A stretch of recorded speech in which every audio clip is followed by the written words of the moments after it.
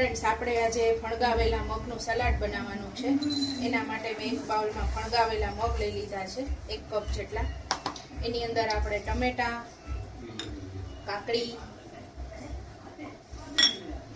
ડુંગળી, કાચી કેરી, કેપ્સિકમ, મરચાં એડ કરી દઈશું. એની સાથે આપણે આ લીલી ચટણી નાખવાના છીએ, જે મેં કાલના વિડીયોમાં બતાવેલી છે. મરચાના ભજીયા સાથે ફુદીનો, કોથમીર, સિંગદાણા બધું નાખીને બનાવેલી છે, જોજો.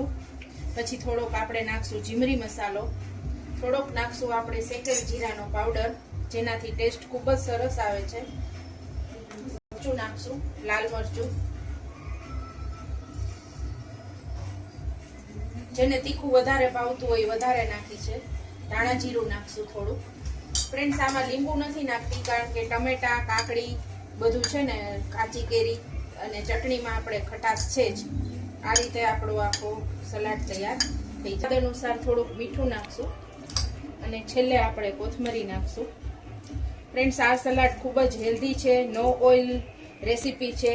એકવાર આને જરૂર ટ્રાય કરજો તો તમે જોઈ શકો છો કે આપણું હેલ્ધી સલાડ રેડી થઈ ગયું છે. Thanks for watching.